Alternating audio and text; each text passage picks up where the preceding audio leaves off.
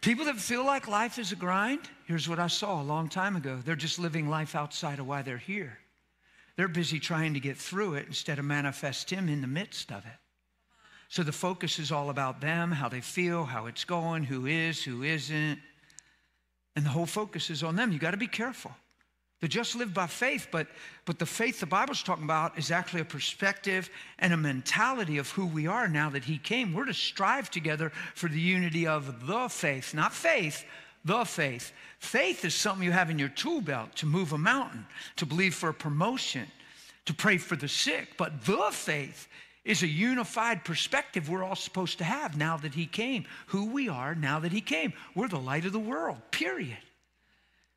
A city set on a hill can't be hidden. Come on, that's who I'm talking to. Jesus would tell you that. He told us that. You're the light of the world. So let your light so shine before men. That doesn't sound disappointed, discouraged, disheartened, frustrated, angry, or offended. Certainly not unforgiveness and broken. Come on, this isn't strong. This is just cheering you on. Don't you get tricked into living something you're not here for. You're not here to survive. You're here to shine. And I've watched countless well-meaning people that believe the cross and believe Jesus get tricked into surviving and making it all about their life instead of His life in them and manifesting Him along the way. So they get hurt by things, discouraged by things, troubled by so many things, and make big things out of little things and make the biggest things little. And all of a sudden, something's mattering way more in your life than what matters most.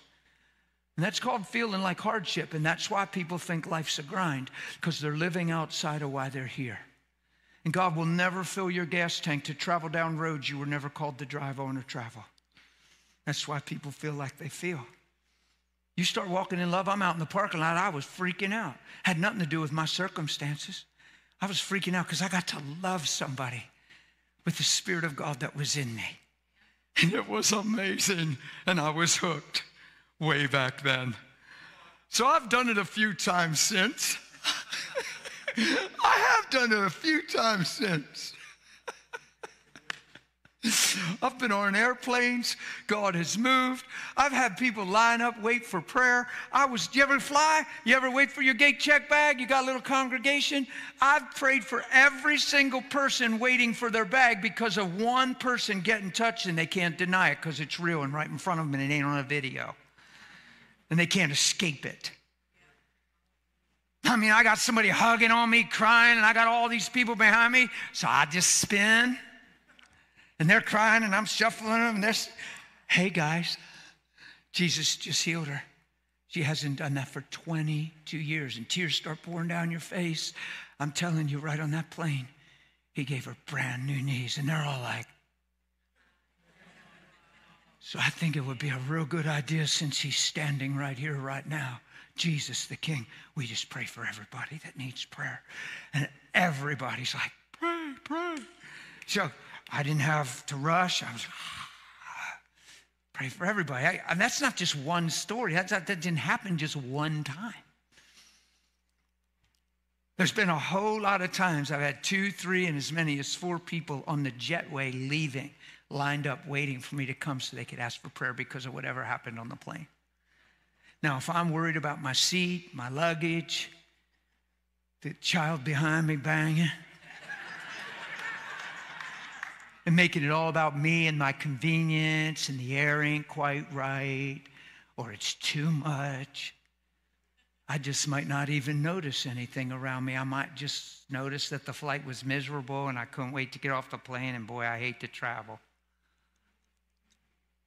Oh. But Sunday rolls along. Yeah.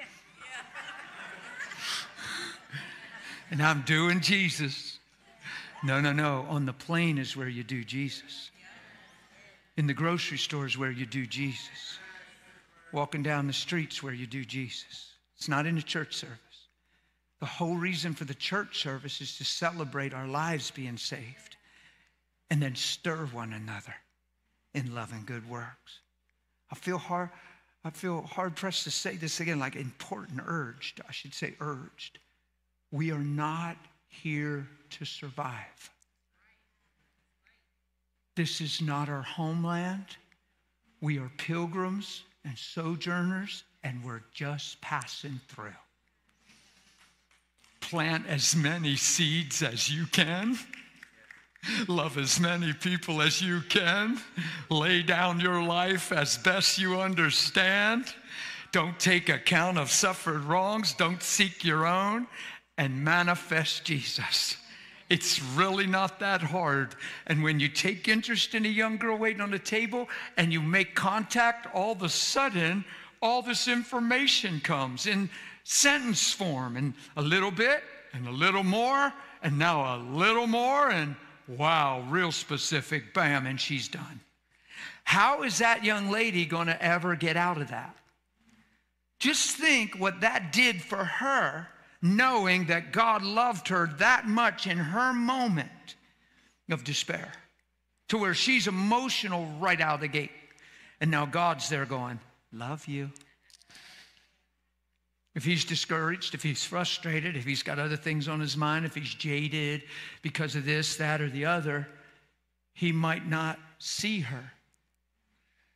He might not have the confidence that God will speak through him that way because of where he's been hanging out in his soul and living. And, it's kind of a low point. I don't know how much God will want to use me. Come on, I've been around all this language. Man, we ought to shed that thing already, huh? Just wake up and be glad for a new day in Christ. And we got the present and we got things to come. And the way to apprehend him is not look back and forget what lies behind, and let's just go after God.